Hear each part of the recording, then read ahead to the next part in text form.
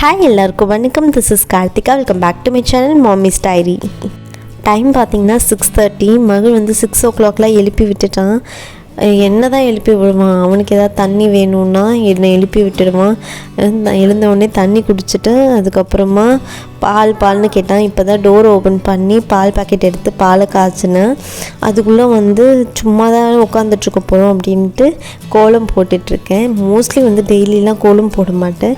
என்றைக்காச்சும் எனக்கே தோணுச்சுன்னா தான் போடுவேன். மோஸ்ட்லி வந்து எல்லாருக்கும் ரங்கோலியும் ரொம்ப இன்ட்ரெஸ்டடாக இருப்பாங்க. எனக்கு வந்து இந்த மாதிரி சிக்கு கோலம்னா ரொம்ப பிடிக்கும். கோலம் போட்டதுக்கப்புறம் பார்த்திங்கன்னா சாருக்கு வந்து ப்ரஷ்ஷில் பேஸ்ட் வச்சு கொடுத்துட்டேன். அவர் ப்ரஷ் பண்ணிகிட்ருக்காரு. அதுக்கப்புறம் இந்த 3 பிளான்ஸ் பார்த்திங்கன்னா நேற்று ஹஸ்பண்ட் ஆஃபீஸ்லேருந்து கொண்டு வந்தாங்க. நேற்று வந்து எல்லா எம்ப்ளாயீஸ்க்கும் பிளான்ஸ் கொடுத்தாங்களாம். எல்லாேருக்கும் ஒரு பிளான்ட் தான். இவர் வந்து அவங்களோட கொலீக்ஸோட பிளான்ஸுங்க வாங்கிட்டு வந்துட்டாங்க. இது 3மே மெடிசினல் பிளான்ஸ் தான். அந்த பிளான்ஸ் எல்லாத்தையும் இந்த பாட்டில் வந்து ரீபாட் பண்ண போகிறேன். அதுக்கப்புறம் ஒரு சப்ஸ்கிரைபர் வந்து நேம் போர்டு காட்ட சொல்லியிருந்தாங்க. இதுதான் அந்த நேம் போர்டு. இது வந்து செராமிக்கு. இதை வந்து அடிப்பான்ற வெப்சைட்லேருந்து நாங்கள் ஆர்டர் பண்ணி வாங்கினோம். ஒரு 2 years பிஃபோரே வந்து 2500 சம்திங். இதுதான் நான் அந்த எக்ஸிபிஷன் வீடியோவில் காமிச்சிருந்தேன். டெய்லி வந்து மகிழ் வந்து கரெக்டாக வந்து ஒரு கிளாஸ் மில்க் குடிச்சிடுவார். நான் அந்த பாலில் வந்து சம்டைம்ஸ் வந்து எதுவுமே சேர்க்க மாட்டேன். சம்டைம்ஸ் வந்து நாட்டு சக்கரை சேர்ப்பேன். அந்த பிஸ்கெட் பார்த்திங்களா, அது வந்து ஹோம்மேட் பிஸ்கெட். அதோட ரெசிபி வந்து இந்த வீடியோவோடைய எண்டில் வந்து ஆட் பண்ணியிருக்கேன். அதுக்கப்புறமா வீடெலாம் கொஞ்சம் வந்து எல்லாத்தையும் எடுத்து வச்சுருவேன். ஏன்னா காலையில் அவன் எழுந்து விளையாடி இருப்பான். அது எல்லாத்தையுமே எடுத்து வச்சுட்டு அதுக்கப்புறமா அவனுக்கு வந்து லைட்டாக கோல்டாக இருக்குது. அதுக்கு வந்து இந்த கற்பூரவள்ளி இருக்குல்ல, அதை வந்து கட் பண்ணி வாஷ் பண்ணிவிட்டு அதை வந்து லைட்டாக தவாவில் போட்டு வதக்கிட்டு அது சாறு கொடுத்தோன்னா அது வந்து நல்லா கேட்கும். அதுதான் இப்போ பண்ண போகிறேன். கற்பூரவள்ளி கூட கொஞ்சம் துளசியும் வச்சுட்டு வதக்கிட்டு அதுக்கப்புறமா புழிஞ்சிக்கலாம். பட் நான் மறந்துட்டேன். அதனால் வந்து வெறும் கற்பூரவள்ளி மட்டும் தான் எடுத்துருக்கேன். ஜஸ்ட் ஒரு 30 seconds வந்து தவாவில் போட்டுட்டு வதக்கினீங்கன்னா அது ரொம்ப சாஃப்ட் ஆகிடும். அப்புறம் ஒரு 10 seconds வந்து ஆற வச்சுட்டு அதுக்கப்புறமா புழிஞ்சிங்கன்னா ஓட்டை எல்லாமே வெளியில் வர ஆரம்பிச்சிடும். இப்போ அதை புழிஞ்சு நீங்கள் வந்து குழந்தைங்களுக்கு கொடுத்துக்கலாம். நம்ம பெரியவங்கன்னா அப்படியே வந்து வாஷ் பண்ணி நம்ம சாப்பிட்டோம்னா போதும். பட் குழந்தைங்களால வந்து அந்த காரம் தாங்க முடியாது. இப்படி வதக்கி கொடுக்கும்போது அந்த காரம் கம்மியாக இருக்கும். இந்த ஈஸியாக குடிச்சிருவாங்க.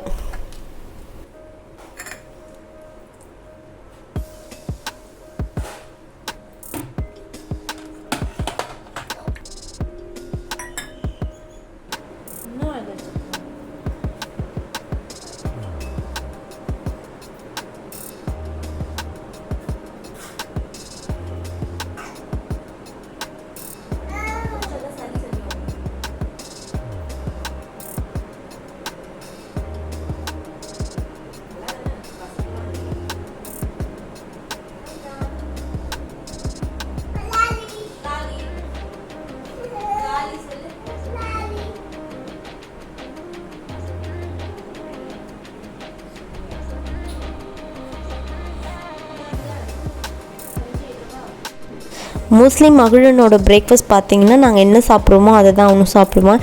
இன்றைக்கி வந்து சேமியா கிச்சடி மாதிரி செய்யலாம் அப்படின்னு இருக்கேன். அது வந்து அவன் சாப்பிட மாட்டான். அதனால் நவிக்கு வந்து சத்து மாவு கஞ்சி வைக்கிறேன். அது கூடயே வந்து அவனுக்கும் சேர்த்து வச்சிட்றேன். பட் ஆனால் தனித்தனியாக பாதி எடுத்து வச்சுப்பேன். ஏன்னா மகிழ் வந்து நாட்டு சக்கரை சேர்த்தா தான் சாப்பிடுவான். நவி வந்து எதுவுமே சேர்த்துக்க மாட்டான். உப்பு நாட்டு சக்கரை எதுவுமே சேர்க்காம தான் அவன் சாப்பிடுவான். அதனால் தனித்தனியாக செஞ்சுட்டு தனித்தனியாக பிரித்து எடுத்து வச்சுக்கிறேன். இந்த கஞ்சி காய்ச்சும் போதே பால் கூட சேர்த்துக்கலாம். நவி இன்னும் பால் வந்து அவனுக்கு அந்த டேஸ்ட்டு பிடிக்கலை. அது பழகிட்டு இருக்கிறேன். பட் ஸ்டில் இன்னுமே அவன் வந்து அந்த பால் வந்து பாட்டிலில் குடிக்கவே மாட்டான்.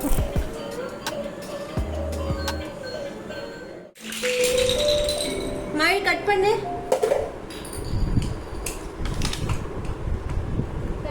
இது என்னது?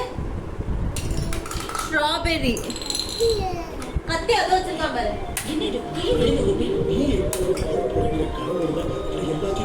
கட் பண்ணு. கொண்டு வந்து விட்டுட்டு போயிட்டான். கிரேப்ஸ் மொத்தமா கூட்டிட்டு போயிட்டானா? நீ என்ன பண்ண போற? ஆஞ்சூஸ். அவசர புத்தியால எல்லாத்தையும் கெடுத்து வச்சிருக்க. இது வாட்டர்மெலன். ஓடிக்கு நிறைய வாய்ப்பு கொடுத்துட்டேன் எல்லாத்தையும். இனிமே அவன் இஷ்டத்துக்கு தான் பண்ண போறான். இருந்திருந்தா அவனை கைக்குள்ள போட்டிருந்தா இந்த வீட்டிலே வச்சிருந்தா அவன் திரும்ப அங்கே போயிருப்பாங்க. அவ்வளோதான். கிட்ஸ் 2 பேருமே வந்து பிரேக்ஃபாஸ்ட் முடிஞ்சிச்சு, சத்து மாவு கஞ்சி குடிச்சிட்டாங்க. இப்போ வந்து மகிழனுக்கு மட்டும் ஒரு எக்கு வந்து பாயில் பண்ணி வச்சுருக்கேன். அவன் ஃப்ரெஷ் ஆகிட்டு வந்துட்டு அந்த எக்கை சாப்பிட்டுட்டு ஸ்கூலுக்கு கிளம்பிடுவான். எங்களுக்கு பார்த்திங்கன்னா சேமியா கிச்சடி தான் செய்கிறேன். இதுக்கு வந்துட்டு கடாய் வச்சுட்டு நல்லா ஹீட் ஆனதுக்கப்புறமா எண்ணெய் ஊற்றிட்டு கடுகு போட்டு பொரிஞ்சதுக்கப்புறமா வெங்காயம், பச்சை மிளகாய், கருவேப்பிலை போட்டு வதக்கிட்டு இஞ்சி பூண்டு பேஸ்ட்டு, தக்காளி இது எல்லாமே நல்லா மசிஞ்சதுக்கப்புறமா தேவையான அளவுக்கு சால்ட் சேர்த்துட்டு மிளகாத்தூள், அதுக்கப்புறம் கரம் மசாலா இது 2த்தையும் சேர்த்து நல்லா வதக்கிட்டு கொஞ்சமாக தண்ணி ஊற்றிட்டுங்க. எவ்வளோ நீங்கள் சேமியா போடுறீங்களோ அதுக்கேற்ற மாதிரி டபுள் த டைம்ஸ் தண்ணி ஊற்றி நல்லா கொதிச்சதுக்கப்புறமா சேமியாவை போட்டுட்டு சிம்மில் வச்சுட்டு குக் பண்ணிங்கன்னா சேமியா கிச்சடி ரெடி. இது கூட வந்து நீங்கள் வந்து வெஜிடபிள்ஸ் கூட போட்டுக்கலாம். கேரட், பீன்ஸ், உருளைக்கிழங்கு போட்டுட்டு கொஞ்சமாக வந்து தயிர் சேர்த்துட்டு நீங்கள் வந்து நல்லா வதக்கிட்டு அதுக்கப்புறமா தண்ணி ஊற்றிட்டு வெங்காயம் போட்டிங்கன்னா அது வந்து வெஜிடபிள் பிரியாணி மாதிரியே இருக்கும். அது இன்னொரு வெர்ஷன், அதுவும் டேஸ்டியாக இருக்கும்.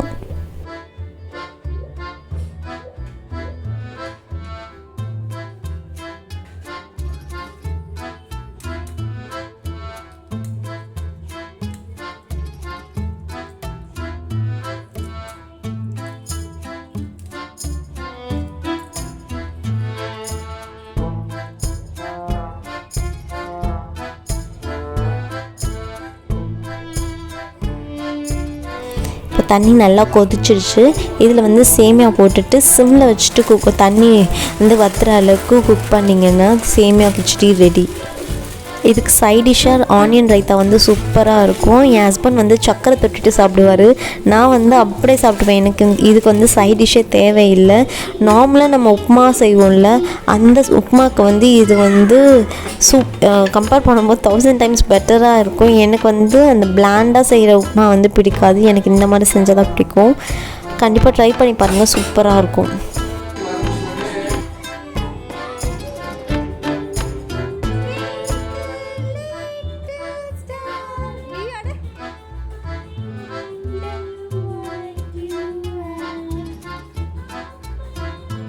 இப்போலாம் வந்து ஸ்கூல் போகிறதுக்கு முன்னாடி இப்படி கொஞ்சம் நேரம் வந்து ரைம்ஸ் வச்சுருவோம். அவர் கொஞ்சம் நேரம் ஆட்டம் போட்டுட்டு ஜாலியாக கிளம்புவார். அவங்க அப்பா போகும்போது அப்படியே கூட போயிடுவார்.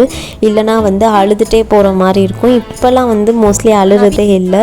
அப்புறம் நைட் வந்து நான் வந்து முன்னாடி காமிச்சேன்னா பிஸ்கெட்டு, அது வந்து செகண்ட் டைம் பண்ணேன். ஃபர்ஸ்ட் டைம் பண்ணும்போது எனக்கு வந்து டவுட்டாக இருந்தது எப்படி வரும்ன்ட்டு. அதனால் நான் வீடியோ ஷூட் பண்ணலை. அதுக்கப்புறம் திருப்பி வந்து செகண்ட் பேட்ச் பண்ணேன். சூப்பராக வந்துருந்துச்சு. அதோட ரெசிபி வந்து இப்போ ஷேர் பண்ணுறேன். இது வந்து 100 grams பட்டர். இந்த 100 grams பட்டரை வந்து ரூம் டெம்பரேச்சரில் வந்து வச்சுக்கோங்க. அப்போ தான் சாஃப்டாக இருக்கும். ஃப்ரிட்ஜ்லேருந்து எடுத்து ஒரு ½ hour முன்னாடியே வச்சுட்டிங்கன்னா அது ரூம் டெம்பரேச்சருக்கு வந்துடும். இந்த மாதிரி அழுத்தும் போது அமிழ்ந்துச்சுன்னா அது கரெக்டாக இருக்குன்னு அர்த்தம். அதுக்கப்புறமா நல்லா ஃப்ளஃபியாக ஆகிற வரைக்கும் நல்லா பீட் பண்ணிக்கோங்க. இந்த பிஸ்கெட்டில் பார்த்திங்கன்னு வச்சுக்கோங்களேன், நம்ம ரீஃபைண்ட் ஃப்ளவர் யூஸ் பண்ணுறது கிடையாது, ரீஃபைண்ட் ஆயில் கிடையாது, அதுக்கப்புறம் ஒயிட் சுகர் கிடையாது. இது 3மே இல்லைனாலே நமக்கு தெரியும் இது ரொம்ப ஹெல்த்தியான பிஸ்கெட்னு.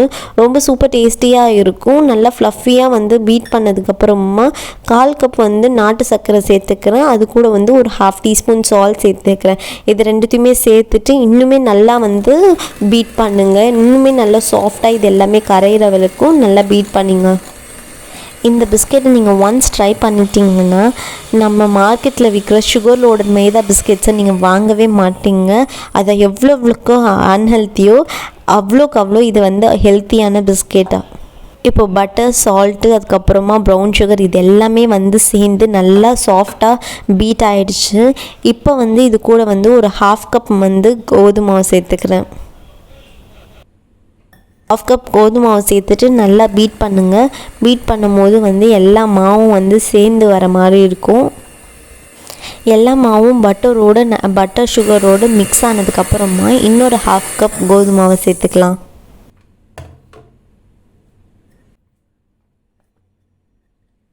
இப்போ இன்னொரு ½ கப் வந்து கோதுமை மாவு சேர்த்துட்டு திருப்பியும் வந்து இதே மாதிரி நல்லா மிக்ஸ் பண்ணுங்கள். ஒரு மாதிரி திரியாக வரும். அது வந்து க்ரம்பிள்டு டெக்ஸ்சர்னு சொல்லுவாங்க. அந்த டெக்ஸ்சர் வந்ததுக்கப்புறமா நம்ம பீட்டை வந்து ஆஃப் பண்ணிடலாம்.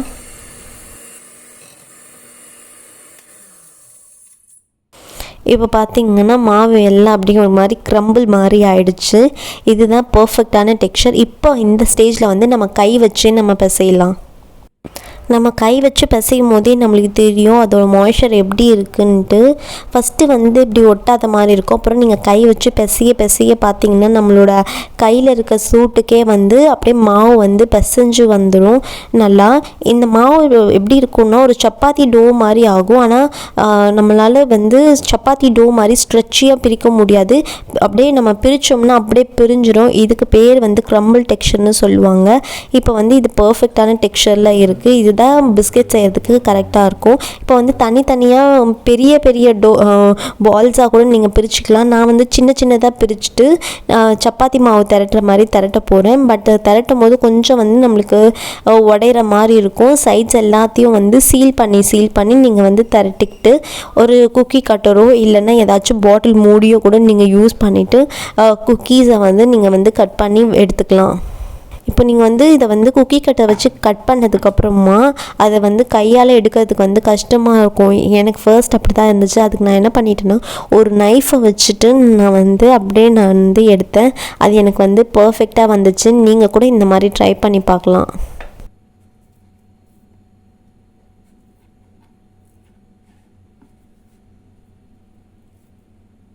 இந்த சைட்ஸ் எல்லாம் எடுத்துகிட்டு திருப்பியும் நீங்கள் வந்து அதே மாவுக்குள்ளே போட்டுக்கோங்க. இந்த மாதிரி வந்து நீங்கள் நைஃப் வச்சு எடுத்தீங்கன்னா ஈஸியாக வந்துடும். இந்த மாதிரியே எல்லா பிஸ்கட்ஸையும் வந்து ரெடி பண்ணி எடுத்து வச்சுக்கோங்க. பிஸ்கட்ஸ் எல்லாம் ரெடி ஆனதுக்கப்புறமா நம்ம வந்து பேக் பண்ணி எடுத்துடலாம். அவனை வந்து 180 டிகிரிக்கு 10 மினிட்ஸ்க்கு பேக் மோடில் ப்ரீஹீட் பண்ணி வச்சுருக்கேன். இப்போ வந்து 15 மினிட்ஸ்க்கு வந்து சேம் 180 டிகிரியில் வந்து பேக் மோடில் 15 மினிட்ஸ்க்கு பேக் பண்ணி எடுத்துக்கலாம். எனக்கு பார்த்திங்கன்னா கரெக்டாக 15 மினிட்ஸில் வந்து பிஸ்கெட்ஸ் வந்து பேக் ஆகிடுச்சு. சம்டைம்ஸ் வந்து ஒரு 2 மினிட்ஸ் எக்ஸ்ட்ரா ஆகலாம். வேறு ஓடிஜியோட ஹீட் வந்து வேரி ஆகும். ஆனால் கரெக்டாக 15 to 18 மினிட்ஸில் வந்து பிஸ்கெட்ஸ் எல்லாமே பேக் ஆகிடும். பிஸ்கெட்ஸ் வந்து பேக் ஆனதுக்கப்புறமா எடுத்து வந்து வெளியில் வச்சுட்டு ஆற வச்சுருங்க. நீங்கள் வந்து சூடாக இருக்கும் போதே எடுத்திங்கன்னா அப்படியே உடஞ்சிரும். பிஸ்கெட்ஸ் வந்து அப்படியே சாஃப்டாக இருக்கிற மாதிரி தான் இருக்கும். ஒரு 10 to 15 மினிட்ஸ் கூலாக விடுங்க. பிஸ்கெட்ஸ் எல்லாமே கூலானதுக்கப்புறமா எடுத்து பார்க்கும்போது நல்லா உடஞ்சி கிறிஸ்பியாக இருந்துச்சு. எப்படி நான் பிரேக் பண்ணி பார்த்தேன். நல்லா நம்ம கடையில் வாங்குகிற பிஸ்கெட் எப்படி உடையுமோ அதே மாதிரி இருந்துச்சு. டேஸ்ட்டும் பார்த்திங்கன்னா சூப்பராக இருந்துச்சு. நான் வந்து சும்மா விளையாட்டுக்கு சொல்லலை, உண்மையாக வந்து சூப்பராக இருந்தது டேஸ்ட்டு. என் ஹஸ்பண்ட் சொன்னாங்க கடை வச்சிடலாமா அப்படின்னு கேட்டாங்க. அந்த அளவுக்கு டேஸ்ட் வந்து சூப்பராக இருந்துச்சு. ஃபர்ஸ்ட் பேட்ச் செய்யும் போது எங்கள் அம்மா அதுக்கப்புறம் மகிழன் வந்து இந்த ட்ரேயில் இருக்கிறது வந்து பாதி வந்து மகிழன் தான் சாப்பிட்டான். அவ்வளோ டேஸ்டியாக இருந்துச்சு. கண்டிப்பாக ட்ரை பண்ணி பாருங்கள். ட்ரை பண்ணிவிட்டு கமெண்ட்டில் எப்படி வந்துச்சுன்னு சொல்லுங்கள். நம்ம கடையில் வாங்குகிற பிஸ்கெட்ஸ் எல்லாமே மைதா, அதுக்கப்புறம் ஒயிட் சுகர் இது எல்லாமே சேர்த்துருப்பாங்க. இது மட்டும் இல்லாமல் கொஞ்சம் ப்ரிசர்வேட்டிவ்ஸும் சேர்த்துருப்பாங்க. ஆனால் இதில் வந்து நம்ம எந்த ப்ரிசர்வேட்டிவ்ஸும் சேர்க்காமலே அவ்வளோ சூப்பர் டேஸ்டியாக வந்துருந்துச்சு. பிளான்ஸ் எல்லாத்தையும் ரீபோர்ட் பண்ணியாச்சு. ஃபர்ஸ்ட் பிளான் பார்த்திங்கன்னா திருநீற்று பச்சளை இல்லைனா விபூதி பச்சளைன்னு சொல்லுவாங்க. இது ஒரு துளசி பிளான்ட்டோட வெரைட்டி தான். இது சளி இரும்பலுக்குலாம் யூஸ் பண்ணுவாங்க. நெக்ஸ்ட் பார்த்திங்கன்னா பெரண்டைக்கு நிறைய மெடிசினல் வேல்யூஸ் இருக்குது. இது துவையல் செஞ்சும் சாப்பிடுவாங்க. நெக்ஸ்ட் பார்த்திங்கன்னா ரணக்கல்லி. இது வந்து கற்பூரவள்ளி லீவ்ஸ் மாதிரியே இருக்குது. இது வந்து கிட்னி ஸ்டோனுக்கு அதுக்கப்புறம் இயர் ப்ராப்ளம்ஸ்க்கெலாம் யூஸ் பண்ணுவாங்க. நம்ம வீட்டில் எவ்வளோ தான் இண்டோ ஆர்னமெண்டல் பிளான்ஸ் எல்லாம் வச்சுருந்தாலும் இந்த மாதிரி நிறைய மெடிசினல் பிளான்ஸும் கண்டிப்பாக வச்சுருக்கணும். இது அழகும் சேர்க்கும், அதே மாதிரி நம்மளுக்கு வந்து நிறைய மெடிசினல் வேல்யூஸும் நம்ம வீட்டிலையே கொடுக்கும்.